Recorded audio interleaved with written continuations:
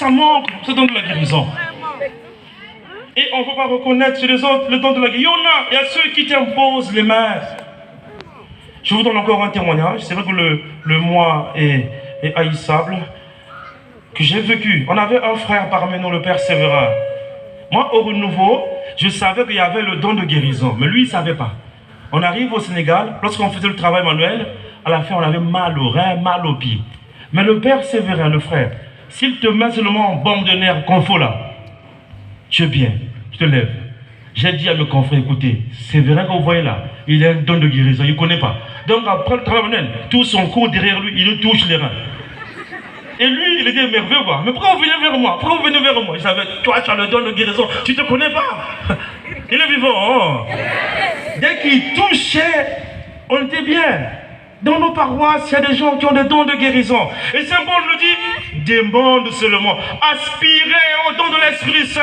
Kosenga, lomba yaya, lomba. Aspirez, il faut vouloir. Je veux ce don de guérison, moi.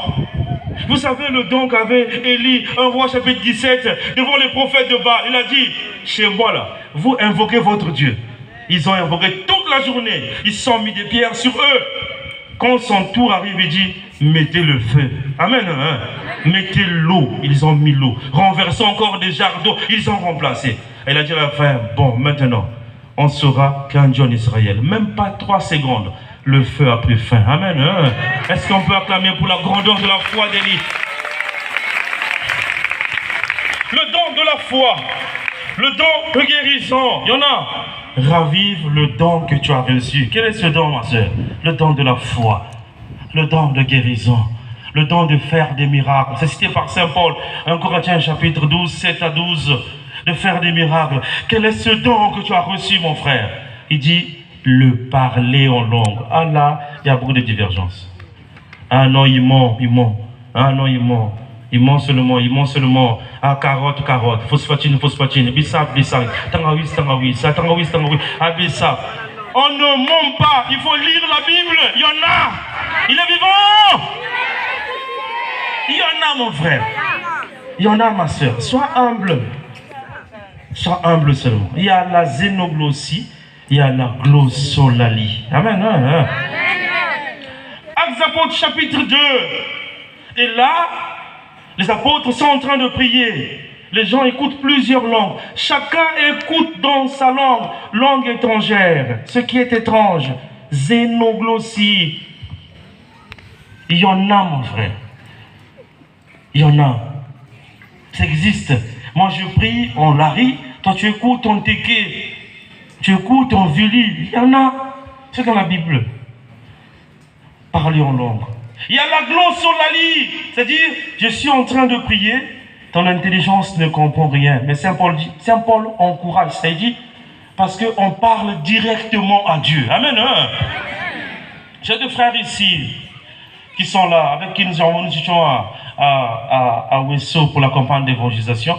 J'allais partir avec Yadeba, mais après, il y avait des empêchements. Le premier jour, j'arrive à Ouesso, c'était le mois de février. On vient me dire, mon père, je demande à l'évêque, il me dit non, il n'y a pas de pluie parce que c'est la saison sèche. Et on arrive à Ouesso, voilà pourquoi il faut faire l'expérience au renouveau. L'expérience, l'abbé Isidore Malonga m'a interpellé. On arrive à Ouesso à 14h. Un frère du renouveau me dit, Père Dia, quand tu feras l'intercession là-bas, le Seigneur m'a dit, il faut beaucoup parler en langue, comme tu parles en langue, il n'y a pas de problème. On arrive à Ouesso, on me dit, une maman vient me voir. Je vais voir les intercesseurs qui étaient logés à la cathédrale, et moi j'étais à l'évêché. Je vois les intercesseurs, je sors, une maman me suit, une maman me dit, Père, il y aura la pluie. Sango. Et Sengeli, oh, Sambela Makasi. Je dis, oh, l'évêque m'a dit, il n'y aura pas de pluie. Il dit, mon père, il y aura la pluie. Elle est partie. Je reviens à 14h. On est là en train de prier avec les frères du renouveau qui étaient là, les idjels qui jouaient au piano. Les baffles sont tombés, se sont cassés. Les baffles, boum, boum, boum. Le ciel a changé. Je dis, mais comment faire? L'abbé Parfait Malonga de Brazzaville, je me dis, mon père, il faut faire quelque chose. Sinon, dès le premier jour, ils vont se moquer de nous.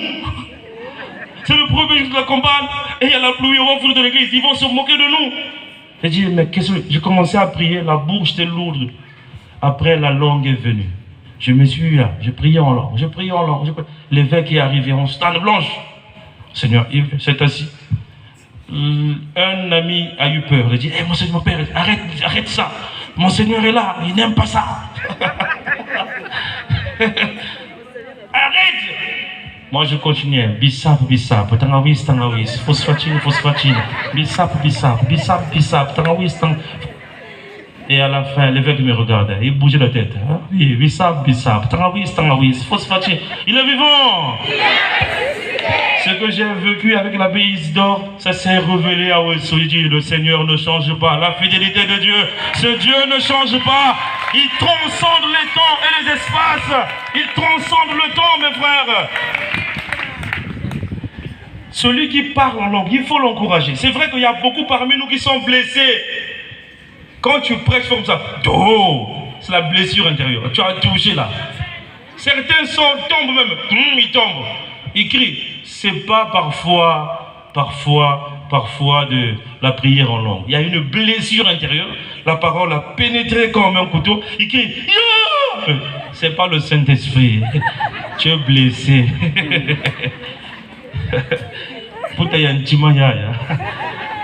Tu es blessé. Il est vivant. Hein?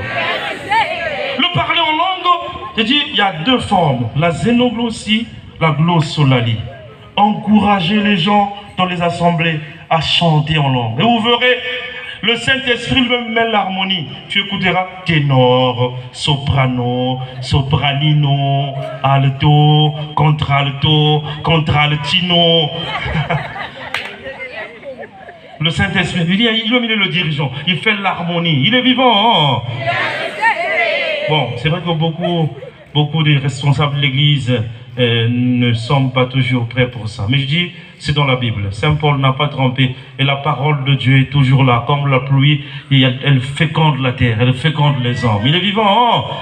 Nanimo Konzi. Nanimo Bikisi. On peut te dire mon boko. J'ai parlé des ministères. Je suis toujours sur le deuxième point. Le ministère. Éphésiens chapitre 4, 11. Les fruits. Galates 5, 16. Les charismes. Et Saint Paul dit, il y a des charismes extraordinaires. Ne cherchez pas seulement tous les charismes dans la Bible. Hier, on parlait qu'il y a des débat, on disait, il y a des gens, il peut être le seul à avoir ce charisme au Congo. Il y a des gens qui ont le don de la présence. Un prêtre à Brazzaville, que je connais, un jeune prêtre, lors d'une prière, le prêtre avançait. Quand il avance, on voit, les gens ne font que tomber, sans pourtant qu'il prie. Il dit, ce frère-là a le don de la présence. Dans certaines paroisses, dans certains groupes, on voit, quand la sœur interne n'est pas là, la prière là, elle est lourde. Mais dès que la sœur arrive, elle ne parle pas. Rien que par sa présence, on évolue. Il y a ceux qui ont le don de la présence. La prophétie, il y en a. Ne soyez pas contre les prophéties. J'encourage. Saint Paul dit, aspirez aux dons. Il dit, surtout, 1 Corinthiens chapitre 13, 14, surtout celle de la prophétie. Prophétiser, c'est parler au nom de Dieu. Ah, là j'interpelle ceux qui ont des fausses prophéties. Ils sont nombreux, hein, qui divisent des foyers. Le Seigneur m'a montré, ta femme là, c'est pas ta femme. Ta femme, c'est ma fille. Lokuda. Bungungu. Louvunu. Il y a des gens dans des groupes qui emmènent des groupes en bateau. On compte sur la sœur, sur ses prophéties. Et elle nous emmène en bateau. Parce que ces prophéties sont fausses. Elle invente les prophéties. Tu inventes. Parce que Saint Paul dit qu'il y a des critères. Hein? De celui qui donne la prophétie, une vie saine et sainte. Oui. Tu fumes. Au sein du renouveau, tu joues avec les louangeurs et les louangeuses. Nzambe à lobby. Oh, Tika. Il est vivant. J'encourage la prophétie. Voilà pourquoi, dans l'énumération des dons que Saint Paul donne, il dira ceci, mes frères. dans ce qu'il donne comme énumération, il y a le discernement des esprits. Et les apôtres savaient cela. Quand Paul et Silas entrent dans une ville, quelqu'un vient, voici le serviteur des apôtres, de Dieu. Paul écoute, ça fait mal à l'oreille, dit, esprit de butin, sort. Et l'esprit va sortir. Amen. Je pensais que vous devez acclamer pour le Seigneur. Ah ouais, c'est Dieu qui est merveilleux. Il faut discerner les bergers. Pourquoi? Parce qu'au sein du renouveau charismatique, comme c'est un mouvement charismatique, les gens viennent des Ngunza, des histoires, des Zéphirins et tout ça. Je dis toujours, les groupes comme le renouveau charismatique, Confrérie et Cardinal Émile Bayenda, et Saint-Michel, Roch-Auguste Nkunku, on retrouve ces histoires, une tendance charismatique. Ceux qui sont devant doivent faire attention. Il y a un qui a dit ici à un prêtre, Père curé, le Seigneur m'a dit, si tu payes ta dîme, tu vas beaucoup évoluer. Le curé se regarde, à qui je vais payer ma dîme, à qui? Il est vivant. L'Okuta. Et il y a beaucoup qui trompent. Maintenant, il faut être très habile. Donc moi, quand c'est comme je dis, monsieur, arrête, n'exerce plus. Je ne mange seulement. Et le Seigneur donne le don de dire, il faut discerner. S'il n'y a pas de discernement au sein du groupe du renouveau, le groupe va tomber. Parce que vous allez raconter des choses qui ne sont pas... Prophétiser, c'est parler au nom de Dieu. Mais Saint Paul encourage la prophétie. Vous savez, il y a quelques jours, nous avons lu ceci. Saint Paul était en train de prier, les apôtres, Barnabé. L'Esprit vient dire, mettez les apôtres à côté. Je disais qu'ils ne jeûnent pas. Tout le monde était en train de jeûner. Mais ceux-là ne doivent pas jeûner. Ils doivent aller en mission. Amen. La prophétie, nous l'avons. Dans Actes chapitre 2, Saint Paul dit hier, je l'ai dit à Sainte-Anne, que les jeunes gens vont prophétiser, nous dit Pierre. Il cite la prophétie du prophète Joël. Les vieillards auront des songes. Là, je vais attaquer les jeunes. Mon père, moi quand je dors, mon rêve se réalise toujours. Tu es vieux. Parce que le jeune, lui, il va prophétiser. Les vieux dorment, psychologiquement, les vieux dorment beaucoup. Ils doivent avoir des songes. Et hier, nous avons écouté, dans Actes chapitre 16, dit c'est plus que Saint Paul était en train d'aller avec ses compagnons et il voulait aller dans les provinces d'Asie, en Bithynie. Et l'Esprit de Jésus s'y opposa. Il s'y opposa. Non, ne pars pas là-bas. Au contraire, va vers la Macédoine. Il faut être attentif. Et il faut discerner les rêves. Et il y a des gens qui te disent dans le groupe, mon père, quand nous avons prié ici, j'ai vu un chat noir. Et après, le chat noir signifie quoi? Donc c'est à moi de discerner. Toi, tu as vu ton chat noir. Demande cela, ça signifie quoi? Mon père, quand nous sommes en train de prier, on a mis une cuvette ici. Et puis après, la cuvette a fait quoi? Finissez ça, finissez. Demande à Jésus, si tu n'es pas encore prêt, Seigneur, donne-moi que je puisse mieux voir cela. On nous a montré ici des corbeaux. Et puis, les corbeaux ont fait quoi? Et il y en a beaucoup au nouveau. On reste là nombreux. On dit, Namoni, Lokola Ndeke. Ndeke. Où est Ndeke? Ma passe Ndeke. Je finis mon deuxième point. Je reprends. Premier point, c'était comprendre cette expression, raviver le don de l'Esprit Saint que tu as reçu. Vous avez reçu. Raviver, rendre plus fort. Beaucoup de dynamisme. Le don, ce sont des produits. Macabo, la grâce que nous avons reçue. L'Esprit Saint procède du Père et du Fils. L'Esprit Saint